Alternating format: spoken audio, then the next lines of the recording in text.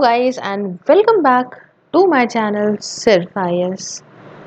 दोस्तों, लेक्सिकन की इस एथिक्स इंटीग्रिटी एंड एप्टीट्यूड की सीरीज में आपका स्वागत है।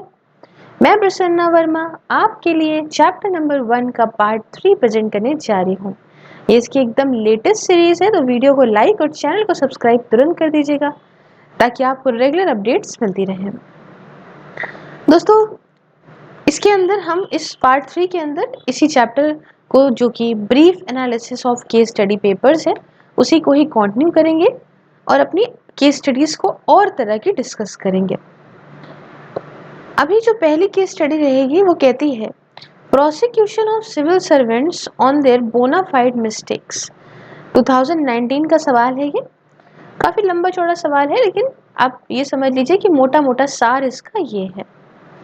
तो ऐसी केस स्टडी के अंदर जो कॉन्सेप्ट्स होते हैं, मतलब कॉन्सेप्ट ऐसी केस स्टडी के अंदर क्या, जो ये क्वेश्चन था उसके अंदर कुछ कॉन्सेप्ट्स इन्वॉल्व थे, जैसे कि फाउंडेशनल वैल्यूज सिविल सर्विसेज की, दूसरा प्रॉपर्टी इन गवर्नेंस, तीसरा मॉरल और एथिकल वैल्यूज गवर्नेंस के अंदर, चौथा इमोशनल इंटेलिजेंस। तो ये सारे कॉन्सेप्ट्स इन्वॉल्व थे इसके अंदर। अब बात करते हैं एथिकल डिलेमा की। तो एथिकल डिलेमा में अगर हम देखें तो एक चीज तो हो गई ऑनेस्टी, दूसरी चीज हो गई अपराइटनेस, तीसरी चीज इसके अंदर आ जाती है इंटीग्रिटी, चौथी चीज आती है अकाउंटेबिलिटी वर्सेस डिसीजन मेकिंग, और ऐसी कई सारी और चीजें हैं तो हम एक्सेट्रा लिख लेते हैं। तो अब बात आती है प्रीमाइस की। तो दोस्तों, during the execution of duties, जब जैसे मानिए यहाँ पे सिविल सर्विसेज में सिविल सर्वेंट के लिए जब वो अपनी ड्यूटीज को निभा रहा होता है, तो कई दफा ऐसी सिचुएशन भी आ जाती है जहाँ पे कोड ऑफ कंडक्ट जो होता है, ये कैसे काम करना है, या तो वो अनअवेलेबल होता है और या तो भाई कुछ कहता नहीं तो साइलेंट होता है। तो ऐसी सिचुएशन में सिविल सर्वेंट कुछ अपनी कंसाइंस से, कुछ अपनी अंतरात्मा से, जैसा उसे सही लगता है उस तरीके से चीजों को परफॉर्म कर देते हैं।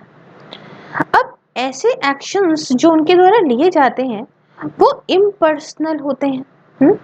भाई ऐसा तो है नहीं कि वो चाहते हो चीजों को करना, लेकिन कभी कभी डिसीजंस नेगेटिवली रिजल्ट करते हैं और ये सारी मिस्टेक्स ही बोनाफाइड मिस्टेक्स कहलाती हैं, या आप कह लो अनइंटेंशनल मिस्टेक्स कहलाती हैं। ठीक है, बहुत सारे सिविल सर्वेंट्स डिस्करेज हो जाते हैं अगर ऐसी कोई मिस्टेक्स की वजह से उनको भाई कोई पनिशमेंट मिल जाए, और या पनिशेबल हो ऐसी कोई mistakes in the I of law.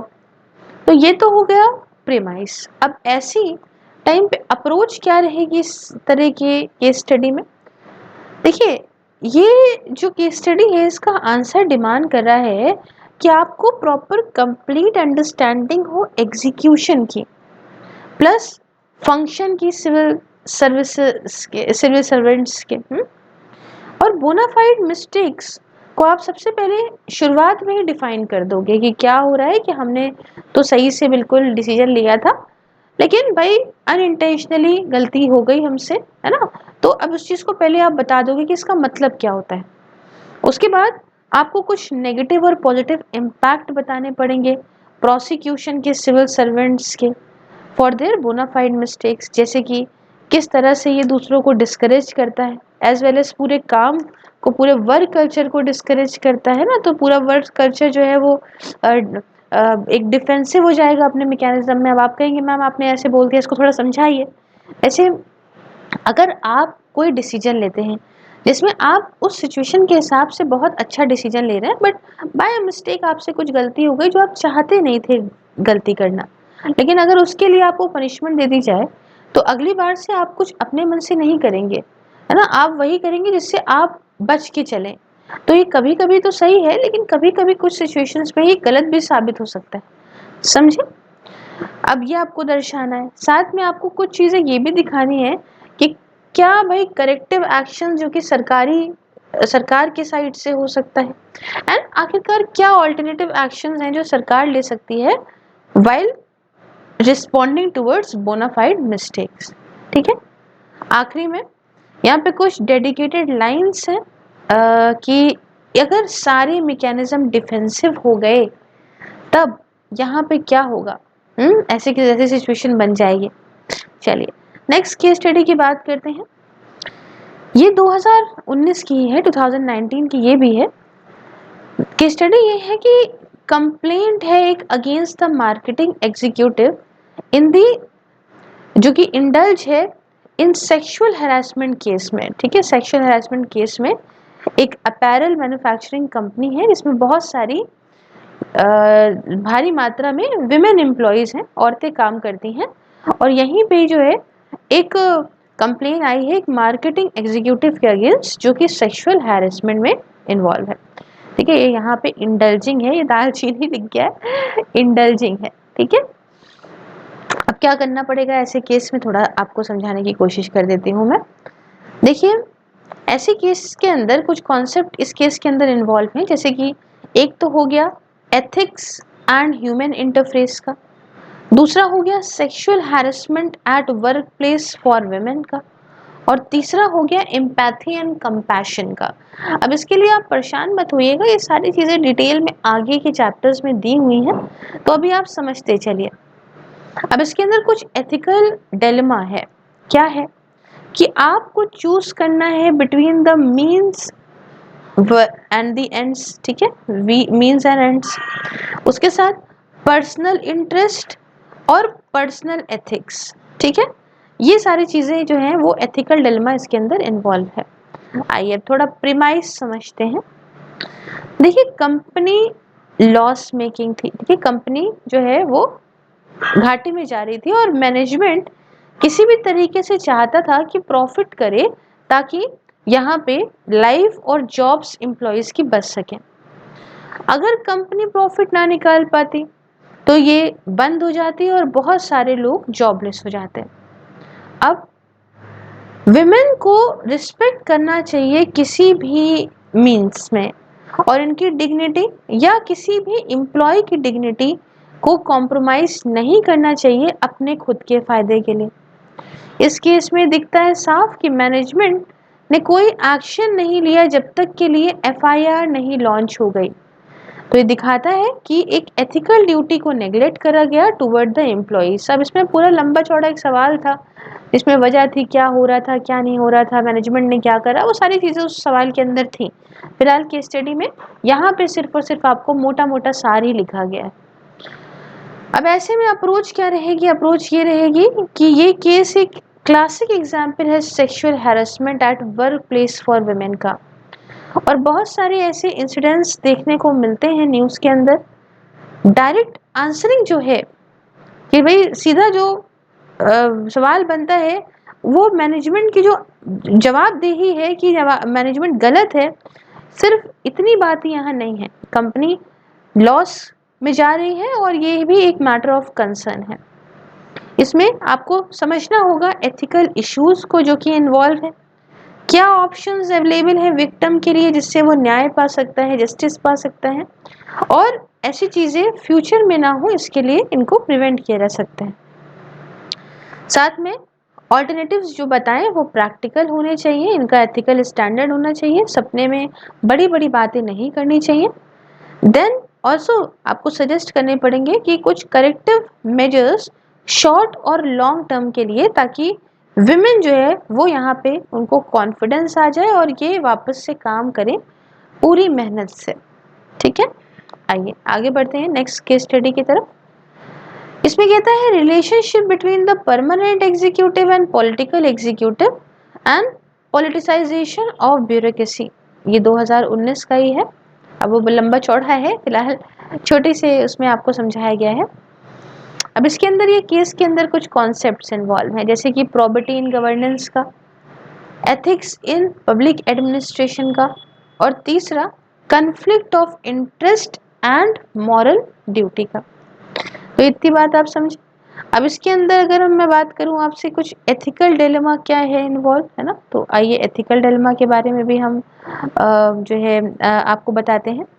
देखिए, इसके अंदर कुछ इन्वॉल्व है, जैसे कि एक तो हो गया code of conduct versus code of ethics. ठीक, दूसरा हो गया इंटीग्रिटी टू द ऑफिस, तीसरा हो गया मॉरल ड्यूटी, हाँ, मॉरल ड्यूटी, और चौथा हो गया पॉलिटिकल एडवांटेज।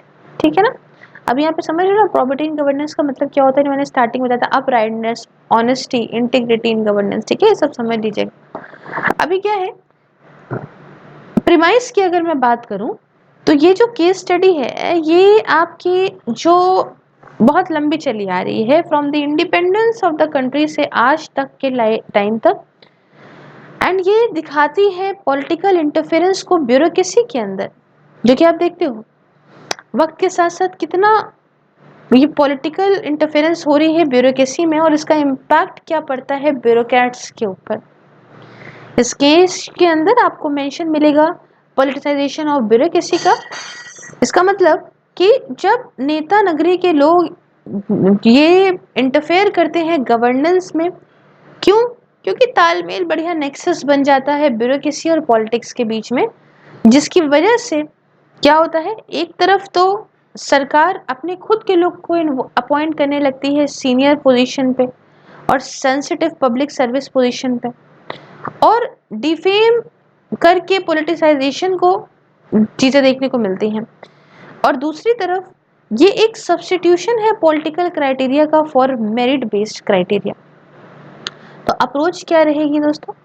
अप्रोच की बात करें तो ये केस कोई केस स्टडी नहीं है रियलिटी में, बट आपको ब्यूरोक्रेसी को समझना होगा इंडिया के अंदर सिंस इंडिपेंडेंस। और यहाँ पे जो आप आंसर लिखोगे ना, उसे आप ऐसा नहीं कर सकते कि कुछ हाँ लिख दिया, बट आपको यहाँ पे positive negative consequences, cordial relation का between political and permanent bureaucrats, ये आपको प्रॉपर मिक्स करके हर चीज़ लिखनी पड़ेगी। फॉर एग्जाम्पल पॉजिटिव सेंस में आपको ये लिख सकते हो कि जब आइडियोलॉजिकल थॉट्स दोनों के ही सेम होते हैं तो साथ में मिलके काम करने में क्या होता है, एग्जीक्यूशन बढ़िया होता है, पर्टिकुलर पॉलिसीज बढ़िया चलेंगी, इजी होगा। सेम तरीके से अगर दोनों ही आपस में तालमेल नेक्सस बना लेंगे तो इससे करप्शन भी बढ़ सकता है, डिसएडवांटेज होगा जनता के लिए, सिटीजन्स के लिए। हाँ, तो सिंस ये एक रियल लाइफ केस है भारत का, तो यहाँ पे कुछ आपको रियल इंसिडेंट्स को भी कोट करना पड़ जाएगा आंसर में, जैसे कि कोल स्कैम हुआ, उसके बाद 2G स्पेक्ट्रम स्कैम हुआ, सीबीआई कॉल्ड, भाई सीबीआई को एक क्या कहते हैं, तोता जो कि पिंजड़े में बंद है, केश पैरट, सुना है यार बड़ा ज्यादा, एक्सेट्रा एक्सेट्रा। तो आप देखते हो अपने रोजमर्रा के एग्जाम्पल में कि न्यूज में कुछ ना कुछ इस तरह का आता रहता है जिससे आप एग्जाम्पल्स उठा सकते हो। हम्म आखिरी में ट्रांसपेरेंसी और अकाउंटेबिलिटी को आपको डिस्कस करना पड़ेगा पॉजिटिव तरीके से। आइए आगे लेके चलती हूँ नेक्स्ट केस स्टडी की तरफ। केस स्टडी कहती है एक विमेन पुलिस ऑफिसर जिसे अपॉइंट करा गया as a superintendent of police in the district of a frontier state, जहाँ पे नारकोटिक मिनास और डोमिनेंस ड्रग माफियाज की ये बहुत रैम्पेंट है, बहुत ज़्यादा है। ठीक है, ये भी मैं पुराने ही सारे प्रीवियस ईयर क्वेश्चन डिस्कस कर रही हूँ। इस केस के अंदर कुछ कॉन्सेप्ट्स इन्वॉल्व हैं, जैसे कि एथिक्स इन पब्लिक एडमिनिस्ट्रेशन का, इमोशनल इंटेलिजेंस का, मैनेजमेंट एंड लीडरशिप का, और प्रॉपर्टी इन गवर्नेंस का। तो ये सारी जो चीज़ें आप याद रखिएगा अपने हिसाब से केस स्टडी को पढ़ के, और इस कॉन्सेप्ट्स वगैरह के बारे में आप इसके अंदर डाल सकते हो चीज़ें। अब देखिए समझते हैं कुछ एथिकल डिलेमा जो कि इन्वॉल्व है। उसमें code of conduct versus personal ethics है, इंटीग्रिटी टू द ऑफिस है, लीडरशिप मैनेजमेंट है, इंटीग्रिटी और एटीट्यूड टुवर्ड्स द जॉब है। ठीक है, अब प्रीमाइस की बात अगर हम करें तो the menace of narcotics and drug circulation ये सोसाइटी के लिए एक बहुत बड़ा खतरा है, इसको किसी भी हालात में रोकना चाहिए। बट कुछ ऑफिशियल्स, पॉलिटिशियंस, पुलिस ऑफिसर्स वगैरह ये खुद ही इतना ज़्यादा इस नेक्सस में इन्वॉल्व हैं कि क्या बताएं। इन ड्रग डिस्ट्रीब्यूटर्स के साथ कुछ पर्सनल फ़ायदों के लिए बिना कोई अटेंशन पे करे कि इसका क्या इम्पैक्ट पड़ेगा यूथ पे, एंड किस तरह से ये लोगों की ज़िंदगी को ख़राब कर रहे हैं। तो जब पूरा ही सिस्टम ही करप्टेड होगा और चैनल्स इन्वॉल्व होंगे फॉर पर्सनल गेन्स, तो कोई भी सिंगल ऑफिसर जो है वो यहाँ पे फाइट ही नहीं कर सकता पूरे सिस्टम से। ऐसा कैसे हो सकता है? एक चना बाहर नहीं फोड़ सकता। But in his official capacity वो ही और शी वो एक करेक्टिव एक्शन जरूर ले सकते हैं और अवेयरनेस को प्रमोट कर सकते हैं against the drug use and कोशिश कर सकते हैं कि वो सिस्टम को ही रिफॉर्म करें। ठीक है, अब आप कहेंगे अप्रोच क्या रहेगी, तो भाई अप्रोच ये रहेगी इस आंसर की कि भाई आंसर को शुरू करना पड़ेगा, पहले आपको ये पता लगाना है कि स्टेक होल्डर्स पे क्या इम्पैक्ट है इस सिचुएशन के हिसाब से जो कि इन्वॉल्व है और रिस्क क्या इन्वॉल्व है ड्रग अब्यूज का। जैसे कि आप पुलिस ऑफिसर हो, मान लो आप एसपी हो, ठीक है, तो भाई क्या क्या चीजें हैं, पूरा यूथ इन्वॉल्व होगा, सोसाइटी है, ड्रग डिस्ट्रीब्यूटर है, पेडलर्स हैं, बच्चे हैं सोसाइटी के अंदर, ऑफिसर और लोकल पॉलिटिशियंस वगैरह हैं। तो इसके बाद यहाँ पे आपको एनालिसिस करनी होगी जड़ से कि ड्रग सप्लाई कहाँ से आ रही है भाई, क्या वजह है जो इतनी तेजी में जो है नारकोटिक अब्यूज होता है। जैसे मनी लॉन्ड्रिंग एक वजह है, आर्म्स स्मगलिंग है, ड्रग का एडिक्शन होना, पर्सनल फायदों को लोग देखते हैं और ऐसी बहुत सारी चीजें हो सकती है ना। तो इश्यूज जो इन्वॉल्व हैं उन्हें आपको प्रॉपर अलग करना है, एनालिस्ट करना है, उनका इम्पैक्ट क्या होगा, इम्पैक्ट का मतलब उनकी मेरिट क्या है, डीमेरिट क्या है, आपको सब लिखना है। उसके बाद आपको क्या सही कदम उठाने हैं वो जो अवेलेबल है to the superintendent of police in his official capacity, वो आपको बताना है। यहाँ पे जो आपका लोकल इंटेलेक्चुअल्स इन्वॉल्व है वो आपको बताना है, जैसे विलेजेस वगैरह, सोशल रिफॉर्मर्स वगैरह, ताकि वो जो भी है आइडेंटिफाई कर सकें डिस्टर्बिंग एलिमेंट्स को, हेल्प कर सकें ऑफिशियल्स को कि उनको पकड़ सकें एंड अवेयरनेस प्रोग्राम्स चला सकें ताकि इस ड्रग एडिक्शन को देखा जा सके कि भाई लोगों में जागरूकता पैदा करना बहुत ज़रूरी है। तो ये बहुत देखिए कि स्टडीज़ में कुछ अलग नहीं होता, कुछ सर पे किसी के जो है वो पंख नहीं निकल आते, बस इतना होता है कि आपको अपने आसपास से जो चीज़ें इन्वॉल्व हैं, जो चीज़ें हो रही हैं, उन्हीं को ध्यान में रखते हुए एथिक्स का ये पेपर लिखना होता है। इम्पॉर्टेंट इसलिए होता है कि जीएस फोर छोटी बात नहीं है, एक पूरा पेपर है जो लोग हल्के में लेके चले जाते हैं उनके लिए फिर दिक्कत हो जाती है। चलिए नेक्स्ट की बात करते हैं। बात है कि an increasing concern in India to develop effective civil service ethics, code of conduct, transparency measures, ethics and integrity systems and anti-corruption agencies। तो अब इसके अंदर मैं बात करूं तो कॉन्सेप्ट्स जो इन्वॉल्व हैं उसमें आता है foundational values for civil services, उसके साथ आता है ethics in the public administration, फिर आता है property in governance. Ethical dilemma की बात करूं तो ethical standards, ethical competence, integrity for the service और सिविल सर्विसेज रिफॉर्म्स। अब भाई बात प्रीमाइस की, तो प्रीमाइस में ये भी एक कोई एक्चुअली केस स्टडी नहीं है, बट ये एक एनालिसिस है आज की सिचुएशन की ना, प्रेजेंट में सिचुएशन क्या चल रही है कि एथिकल स्टैंडर्ड कम होते चले जा रहे हैं सिविल सर्वेंट्स के बीच में, एंड आपको क्या कदम उठाने चाहिए इस चीज़ को कंट्रोल करने के लिए।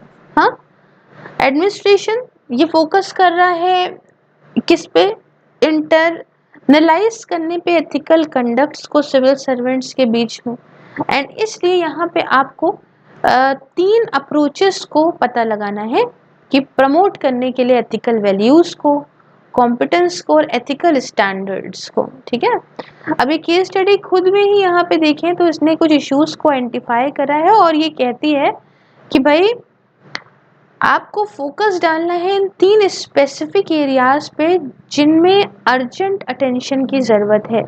साथ में ये केस स्टडी लाइट भी डालती है on the issues of civil services reforms. ठीक है, तो क्या अप्रोच रहेगी यहाँ पे भाई, मैम ये बताइए।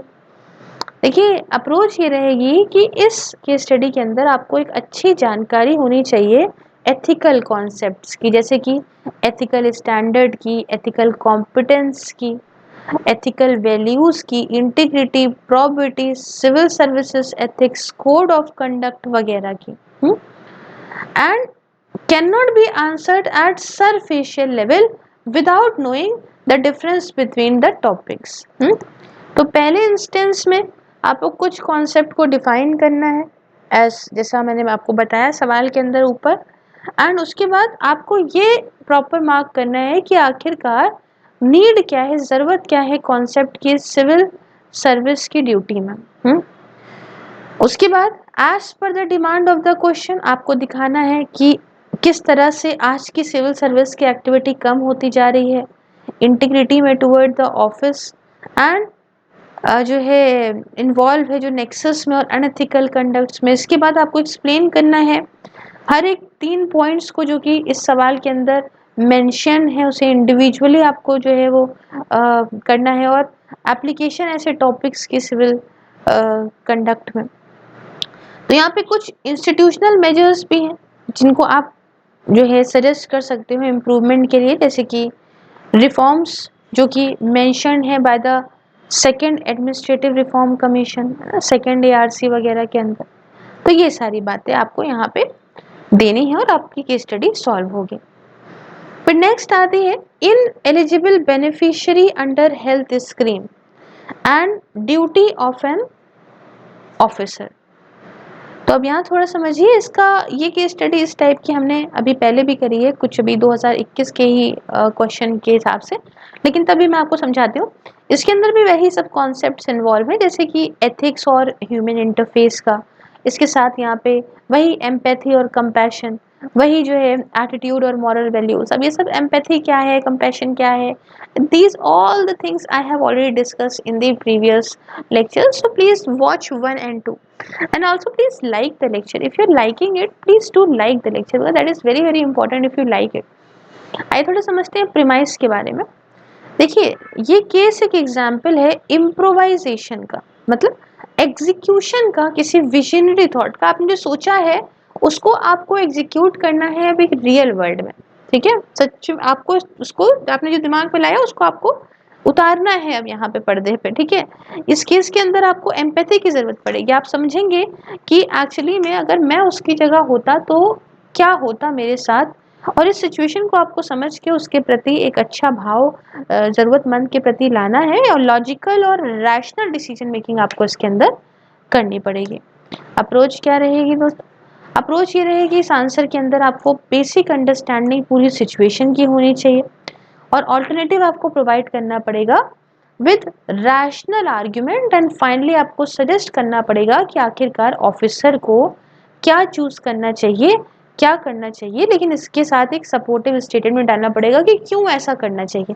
अब आप कहेंगे मैम आपने तो ऊपर ऊपर का बता दिया, हमको बहुत डीप आप नहीं लेके गए इसके अंदर। देखिए इस तरह के सवाल हमने पार्ट 1 में इसके करे हैं। पहले तो ऐसा था कि मैं केस स्टडी को पूरा डिस्कस ही नहीं करती थी, बहुत सारे केसेस को उसी सेम टाइप के छोड़ देती थी, बट इस बार मैंने इस किताब के इस चैप्टर के सबको डिस्कस करा है बिकॉज आपके लिए ज़रूरी है। बहुत सारे बच्चे बोलते हैं कि मैम अगर आप हर केस को डिस्कस करेंगी थोड़ी अंडरस्टैंडिंग बेटर होगी, तो मेरी आपसे ये उम्मीद है कि आप पार्ट 1 से देखते हुए आइएगा, एकदम से मत जंप करिएगा। नेक्स्ट हमारी केस स्टडी है हमारी compassion of income tax officer for a philanthropic doctor. आइए थोड़ा समझते हैं कि केस के अंदर कौन कौन से कॉन्सेप्ट इन्वॉल्व है। तो इस केस के अंदर कुछ कॉन्सेप्ट हैं जैसे कि एथिक्स इन पब्लिक एडमिनिस्ट्रेशन को लेके, ठीक है। उसके ये सब आपको लिख लेना पड़ेगा। अगर आप लिख लोगे ना ये सब चीज़ें तो आपको बहुत सारी प्रॉब्लम जो है कम हो जाएंगी। उसके साथ जो है ethics in human interface, property in governance, और कन्फ्लिक्ट ऑफ इंटरेस्ट और मॉरल ड्यूटी को लेके, ठीक है ना। चलो उसके बाद क्या हो रहा है यहाँ पे, प्रीमाइस की बात करूं तो जो केस है ये एक किसी ऑफिसर की एबिलिटी को टेस्ट करता है to either follow the words of the rule या फिर implement the spirit of a rule form. मतलब इसके अंदर आपको समझना पड़ेगा, इसमें आप, ये रिक्वायर करता है एटीट्यूड के साथ एप्टीट्यूड भी इस सिचुएशन से डील करने के लिए। अप्रोच क्या रहेगी, सवाल खुद में ही सजेस्ट कर देता है ऑल्टरनेटिव जो प्रेजेंट है परफॉर्म करने के लिए सिचुएशन में। इस आंसर के अंदर आपको पॉजिटिव नेगेटिव दोनों तरह की चीज़ें दिखानी होगी, और एंड में आपको चीज़ों एक अपना वैलिड आर्ग्यूमेंट जो फेवर में है उसे कोट करना पड़ेगा। तो ये हर तरीके से होता है। अब आप कहेंगे मैम बहुत शॉर्ट में हो रहा है, देखिए शॉर्ट में इसलिए हो रहा है क्योंकि इस तरह की चीज़ें हम ऑलरेडी पहले कर चुके हैं, काफ़ी कुछ कर चुके हैं इस तरह का। तो मतलब बेसिकली यही है कि आप आंसर को पूरा अंडरस्टैंडिंग से उसके कॉन्सेप्ट लिखिए, उसका क्या पूरा बेस बन रहा है आप उसको लिखिए, और एट द एंड आप जो भी अपना यहाँ पे आंसर प्रोवाइड कर रहे हो, जो भी आप चीज़ें कह रहे हो, उस चीज़ को आपको जो है एक सपोर्टिंग आर्ग्यूमेंट उसके साथ ज़रूर डालना पड़ेगा। ठीक है, आइए नेक्स्ट बात करते हैं। Prohibition of liquor in backward area and maintenance of law and order. इस केस के अंदर कुछ कॉन्सेप्ट्स आते हैं, जैसे कि आता है एथिक्स और ह्यूमन इंटरफेस का, दूसरा आता है एप्टीट्यूड का, तीसरा आता है इमोशनल इंटेलिजेंस का, और चौथा आता है मैनेजमेंट और लीडरशिप का। प्रीमाइस की बात करें तो जो केस यहाँ दिया है काफ़ी यूनिक है अपने नेचर में, as rather than creating a dilemma into the particular situation, ऐसा गफलत नहीं पैदा करता, समझे। ये केस कहता है कि कुछ रिफॉर्म्स लाने की ज़रूरत है, सोच समझ के एम्पैथी के साथ फ्रॉम द सिविल सर्वेंट, और civil servant is not only there to follow the rule book to tackle the situation, but ये कुछ innovative measures भी provide करे सिविल सर्वेंट, ताकि सारी जनता को यहाँ फायदा हो सके, समझे। ऐसे टाइम पे दोस्त अप्रोच क्या रहेगी आपकी? अप्रोच ये रहेगी कि आपको बैलेंस आंसर लिखना होगा, आपको क्या सही कदम उठाने चाहिए लॉ एंड ऑर्डर के लिए, आपको लिखने होंगे। सजेस्टिव मेजर क्या हो सकते हैं इरिगेशन फैसिलिटी को और इम्प्रूव करने के लिए।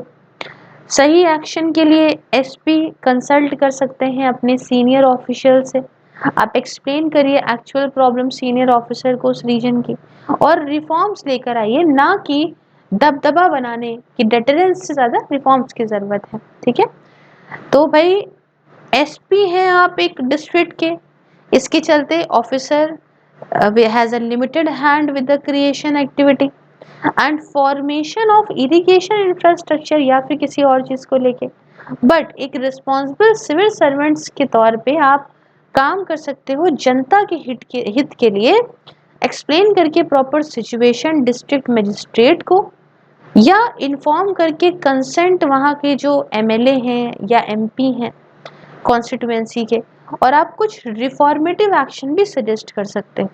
तो इस तरीके से ये आप इसके स्टडी को करोगे। तो इसमें भी जो पोल्यूटिंग फैक्ट्री वाला है, इस तरह का मैंने जो है एक पहले भी अभी कराया है, आई थिंक पार्ट सेकंड में वो आपको देखने को मिलेगी इस तरह की स्टडी। फिर क्या है यहाँ पे जो इल विल वाले सीन है, इस तरह की केस स्टडी भी हमने आपको करी है। अच्छा, एक लास्ट की केस स्टडी आपको ज़रूर चाहती हूँ मैं कि जो है करवा दूँ, वो आपकी रहेगी एनालिसिस ऑफ स्नोडेन्स विसल ब्लोइंग, है ना। एक यहाँ पे शायद एक केस नहीं लिखा है, यहाँ पे समझिए ये मल्टीपर्पज़ वाला आ गया, ओके ये आ गया यहाँ पे, लेकिन एक यहाँ पे सवाल है कि एनालिसिस ऑन स्नोडेन्स विसल ब्लोइंग 2018 का क्वेश्चन। इन स्नोडन रेवल्यूशंस की बड़ी ज़्यादा जो है चर्चा रहती है। देखिए स्नोडन वाला जो आए जो आपका विसल ब्लोइंग का केस है बहुत फेमस रहा था, और इसके लिए जो है मैंने आपकी जो चैलेंजेस टू इंटरनल सिक्योरिटी की सीरीज़ पुरानी वाली कराई है, उसमें भी एक पूरा चैप्टर आपको डेडिकेटेड मिल जाएगा, फ्री में उस लेक्चर को देख सकते हो, तो आपको थोड़ा कॉन्सेप्ट समझ में आएगा, या आप गूगल वगैरह कर लो, या आप चाहो तो यूट्यूब पे देख लो उसका कुछ। और फिलहाल अभी मैं नई सीरीज़ भी करा रही हूँ, उसमें भी आपको मिल जाएगा। लेकिन उसमें अगर देखें तो स्नोडन वाले में कॉन्सेप्ट्स इन्वॉल्व हैं आपके कन्फ्लिक्ट ऑफ इंटरेस्ट के, कन्फ्लिक्ट इन एडमिनिस्ट्रेशन के, वैसे ही ट्रांसपेरेंसी अकाउंटेबिलिटी के, विसल ब्लोइंग के। विसल ब्लोइंग क्या है कि जैसे मान लीजिए आप देख रहे हैं कि आपके यहाँ आपके जो ऑफिस है वहाँ पे गलत काम हो रहा है, तो आपके पास एक क्या होता है कि आपको सब कुछ पता है, आप जाके पुलिस ऑफिसर को पूरी बात बताइए, या कहीं पे भी एक कंसर्न अथॉरिटी को बताइए, और आप बताइए कि आपके किस तरह से गलत काम चल रहा है।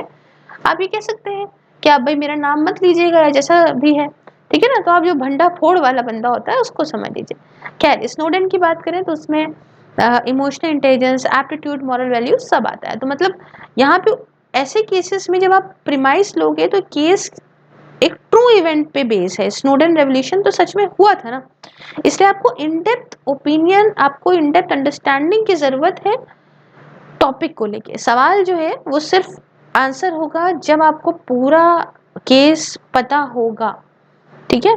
तो आपको पता होगा, देखिए जब आप कोई सही काम करने बैठते हो ना, तो आपकी एक अंतरात्मा बोल रही होती है, और एक वो चीज़ होती है जो आपको करनी है। अब जैसे मान लीजिए कहीं कुछ रूल लिखा है, you have to do like this, but वो रूल अगर कभी कभी नहीं फिट बैठता है कुछ ऐसी चीज़ों पे जहाँ पे आपकी अंतरात्मा कहती है कि यार ये काम करेंगे तो हो सकता है गलत हो जाए, ठीक है ना। तो ऐसे टाइम पे अप्रोच ये रहती है कि यहाँ पे कुछ फैक्ट्स हैं जिनको आपको लिखना पड़ेगा। जो एडवर्ड स्नोडेन ने जो किया था वो प्रॉपर चीज़ें आपको, आप अग्री करते हो नहीं करते हो उस जो उन्होंने किया था काम, उससे आपको प्रॉपर लिखना पड़ेगा। ठीक है, बेसिक को डिस्कस करना पड़ेगा आपको, आपको पूरे अपने स्टेटमेंट को क्लैरिफाई करना पड़ेगा।